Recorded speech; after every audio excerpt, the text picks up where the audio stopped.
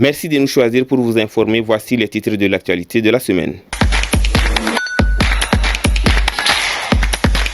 L'affaire avait suscité une gamme de réactions après la découverte macabre d'un jeune mort dans une gargote au quartier Saint-Chebaz-Guinchor. Après quelques jours d'enquête, les conclusions ont privilégié la thèse du suicide. On revient donc sur les faits dans un instant.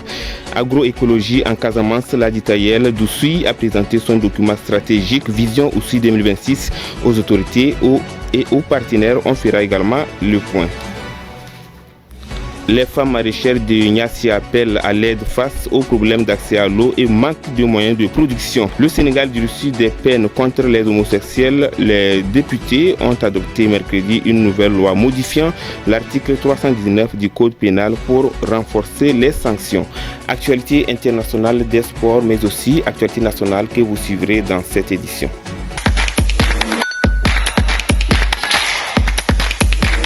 Merci à tous. Je l'annonçais tantôt, jeune retrouvé mort à Ziguinchor dans le quartier Saint-Chaba dans une gargote. L'affaire avait suscité énormément de réactions. Les conclusions ont privilégié la thèse du suicide. On revient sur les faits avec Ange Sambou. L'enquête menée sur la mort du jeune vendeur de Maga à Ziguinchor a finalement livré ses secrets.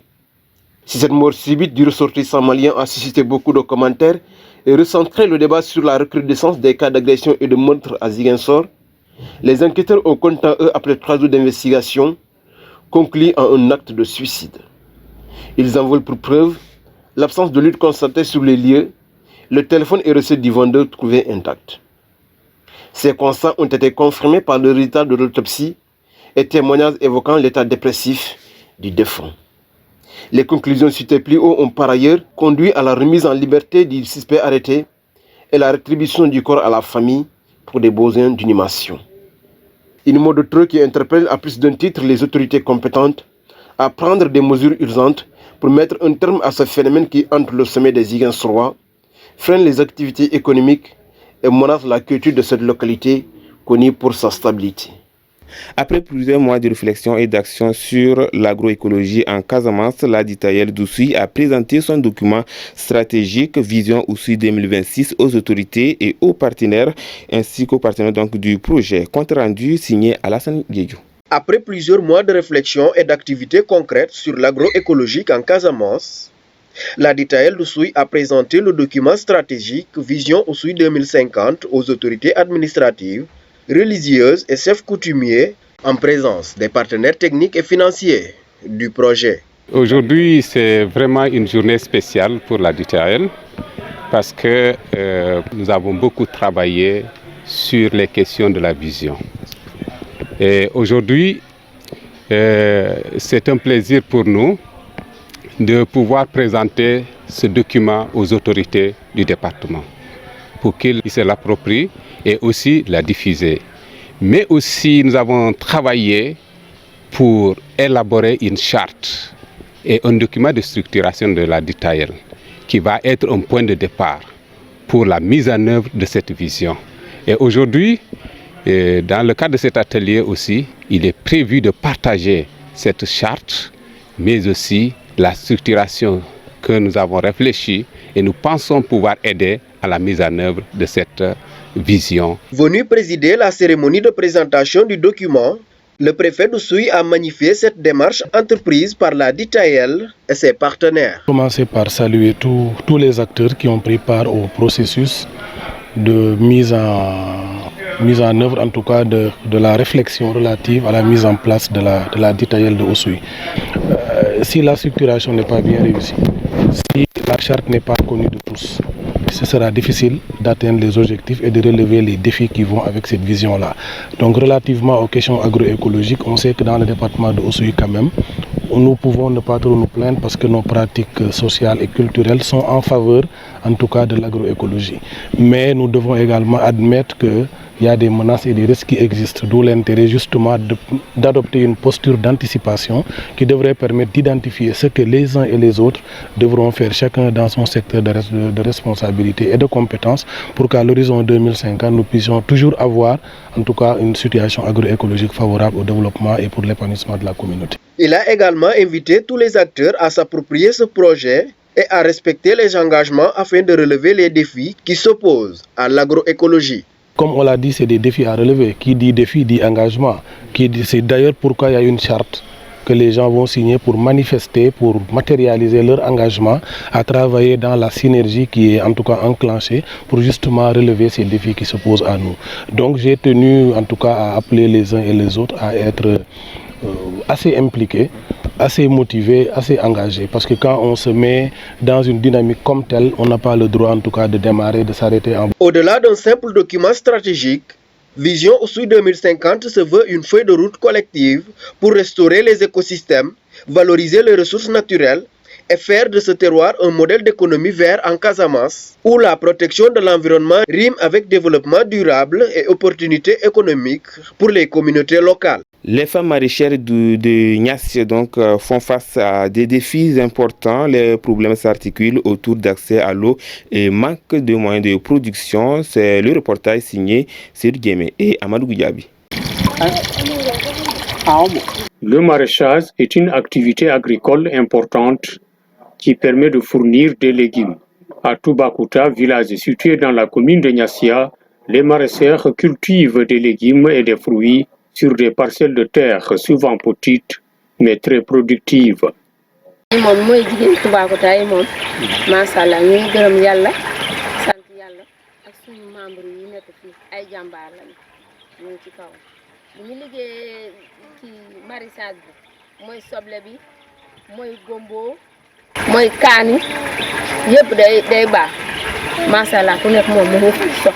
Ces femmes utilisent souvent des puits ou des systèmes d'irrigation pour arroser leur culture, ce qui peut être coûteux et difficile.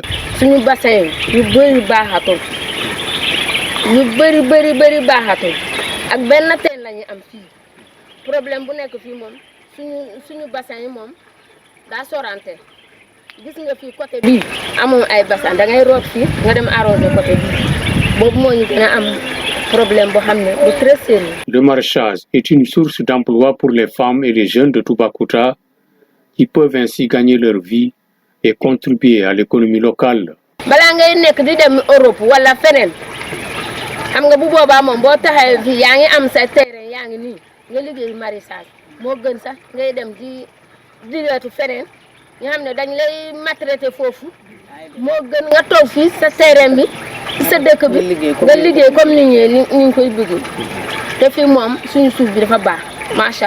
Les femmes maraîchères de Toubacouta sont en difficulté. Elles demandent de l'aide afin d'améliorer leur travail. Les systèmes goutte à goutte pourraient être une solution pour eux, permettant une utilisation plus efficace de l'eau et une réduction de la pénibilité du travail. Problème matériel arrosoir ak bassin ak transport machine amaguñu bu ñu amee ay partenaires yu leen a dimbale pour machine yi nga xam ne mu nekk ci suñu loxo bu ñu amoon ay goutte à goutte sax ñu gasal ñu benn teen moo ñu gën a arrangé. En plus de fournir des produits frais aux marchés locaux, le maraîchage contribue également à la sécurité alimentaire et à la diversification de l'économie locale. Dans le département de Goudomp, un nouveau pas vient d'être franchi dans la promotion du leadership féminin. Plusieurs femmes ont participé à une session de renforcement de capacité. Les explications de la présidente des femmes au micro de notre correspondant Salf Baldé. Là, nous avons appris beaucoup de choses parce que nous avons eu à faire 3 modules. Le premier module a porté sur le leadership traditionnel et le leadership transformationnel. Et là, on voit qu'avant, c'était le leadership traditionnel qui reposait sur l'autorité. Et maintenant, on veut amener les gens au leadership transformationnel qui a des impacts positifs sur la société, voilà, sur le développement. Voilà. Le deuxième module a porté sur le développement personnel, qui est aussi un module très riche parce que ça permet à nous, actrices de développement, de savoir qui nous sommes. Alors il faut la connaissance de soi pour pouvoir diriger, puisque nous sommes appelés, nous sommes des leaders, je dirais. Donc il faut la connaissance de soi. C'est pourquoi donc le module sur le développement personnel a été très intéressant et c'était un module qui a été apprécié par tous les participants. Donc c'est un module aussi que toutes les participantes ont apprécié. Et là aussi, la formatrice a adopté une méthode vraiment que nous avons appréciée. Je l'annonçais en titre, les députés sénégalais ont adopté mercredi 11 mars dernier une nouvelle loi modifiant l'article 319 du Code pénal afin de renforcer les sanctions liées aux actes homosexuels. Bien sûr, le texte prévoit un durcissement de sanctions. On revient sur cette adoption avec Ange Sambou. L'Assemblée nationale du Sénégal a voté ce mercredi 11 mars 2026 le projet de loi portant durcissement des peines liées à la pratique de l'homosexualité, des actes contre nature et autres pratiques similaires. La matérialisation de cette vieille promesse de campagne du Premier ministre intervient dans un contexte de vive tension marqué par l'arrestation de nombreuses personnes présumées appartenir au réseau très influent financé par Pierre Robert et qui semble se fixer comme objectif de propager le VIH-Sida. Si le vote de cette loi très controversée signifie désormais tolérance zéro contre les Oubi Ouyos, communément appelés Gordiegen au Sénégal, sa non-criminalisation continue d'alimenter les débats et les questionnements sur la cause réelle de cette nouvelle démarche du Premier ministre et gardien de la Constitution, Ousmane Sonko. En attendant de connaître les premières sentences qui seront appliquées à ceux qui seront reconnus coupables, la peur liée à la transmission du VIH-Sida secoue les foyers, brise la confiance et accroît la méfiance. Merci Ange Sambou. On passe directement sur l'actualité nationale, c'est avec Aïcha Sall. D'abord, dans la nuit du 9 au 10 mars 2026, la brigade territoriale de Rosso a arrêté 11 personnes impliquées dans un trafic illicite d'oignons dans la commune de Ronkh-Dagana. Les gendarmes ont intercepté 9 individus sur le point de traverser clandestinement le fleuve Sénégal vers la Mauritanie avec des sacs d'oignons. Les enquêtes ont permis d'identifier d'autres complices, dont le commanditaire présumé, un chauffeur et un capitaine de pirogue. Au total, 365 sacs d'oignons, 9,125 tonnes, un camion, 6 charrettes, 6 chevaux et un moteur de pirogue ont été saisis. Et puis parlons de viol. Une enquête sur le viol collectif de la jeune âgée de 14 ans révèle des faits graves. Disparue après la rupture du jeune, elle a été retrouvée par son père dans un appartement où plusieurs garçons l'agressaient. Au total, 12 suspects ont été identifiés, dont 10 déjà déférés au parquet de Pikine-Guédiawaye. Les investigations montrent que les abus avaient commencé 2 jours plus tôt et que l'appartement appartenant à la mère d'un des suspects servait régulièrement de lieu de débauche. Les mises en cause âgés de 14 à 18 ans incluent notamment 2 frères. La police retient des charges lourdes. Association de malfaiteurs, séquestration et viol collectif. 2 suspects, dont le fils de la commerçante propriétaire du logement, sont toujours en fuite. Enfin, un affrontement meurtrier s'est produit ce jeudi 12 mars dans le Nord Signan, zone militaire numéro 5, lors d'une opération de destruction indien à Kadialok. L'armée sénégalaise a été attaquée par un groupe armé. Le bilan provisoire fait état d'un soldat tué et de 6 blessés, tandis que plusieurs assaillants ont été neutralisés. C'est tout ce qu'on pourrait retenir de l'actualité nationale. Merci Aïcha Sall. Sans transition, nous passons sur l'international et c'est avec Séri Guémé. Bienvenue dans la page internationale. En République centrafricaine, le ministre français de l'Europe et des Affaires étrangères, Jean-Noël Barrot, a entamé jeudi 12 mars une visite officielle de 2 jours à Bangui. Il s'agit de la première visite d'un chef de la diplomatie française dans le pays depuis près de 8 ans. Parmi les premières activités de son agenda, Jean-Noël Barrot a procédé à l'inauguration du nouveau bâtiment du mouvement des survivantes de Centrafrique, une organisation organisations de la société civile basées à Bangui qui travaillent principalement pour la défense des droits des femmes et des survivantes de violences. Le gouvernement tchadien a réagi le 12 mars aux accusations de répression visant les services de sécurité du pays. Début mars, à Genève, plusieurs organisations de la société civile, dont la Ligue tchadienne des droits de l'homme et l'Organisation mondiale contre la torture, ont dénoncé une répression croissante de l'opposition par l'Agence nationale de sécurité de l'État, ANS, des services de renseignement qui dépendent directement de la présidence. Depuis mercredi 11 mars, le Hezbollah a lancé plus de 200 roquettes, missiles et drones sur le nord d'Israël. L'armée israélienne présente dans la zone annonce vouloir créer une zone tampon en territoire libanais où elle a déjà des positions et menace plus ouvertement une offensive terrestre de grande ampleur. Les villes du nord d'Israël, longeant la frontière avec le Liban, sont en première ligne des affrontements, donc que beaucoup d'habitants veulent quitter. C'est tout pour ce tour d'horizon sur l'actualité hors de nos frontières. Merci beaucoup, Amidou Diour. Merci Seydou Yémé donc pour l'actualité internationale. Nous recevons à présent Lansana Yémé pour l'actualité des sports. Démarrons cette page sportive par une triste nouvelle qui a frappé le football sénégalais. Lamine Boub, ancien international sénégalais, sélectionneur de l'équipe nationale féminine de futsal et consultant reconnu dans le paysage médiatique sportif, est décédé dans la nuit du lundi au mardi 10 mars 2026. Figure respectée du milieu sportif, Lamine Boub était également très attaché à la Jeanne d'Arc de Dakar, club avec lequel il a longtemps entretenu des liens forts, paix à son âme. Ismaïla Sarr, honoré en Angleterre, l'international sénégalais a reçu un prix de reconnaissance spéciale de la part de l'Association des footballeurs professionnels. Cette distinction vient récompenser ses performances exceptionnelles et son sacre historique avec l'équipe nationale du Sénégal lors de la Coupe d'Afrique des Nations. Un trophée qui confirme une fois le rayonnement des internationaux sénégalais à l'étranger. La Ligue régionale de Ziguinchor a formé 43 jeunes encadreurs médicaux aux gestes de premier secours afin de mieux prévenir et de gérer les arrêts cardiaques sur les terrains.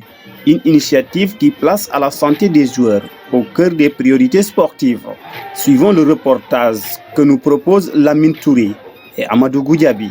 La Ligue régionale de football de Ziguinchor, en collaboration avec la commission médicale, a initié les 11 et 12 mars 2026 une formation en secourisme à l'intention des encadreurs médicaux des clubs. Voilà, donc je pense que dans le cadre de nos activités, donc la Ligue a décidé en collaboration avec la commission médicale d'organiser une session de formation en secourisme. Et les dates, c'est les 11 et 12 mars de ce mois. Voilà, donc depuis hier, nous sommes à pied d'œuvre avec la commission médicale.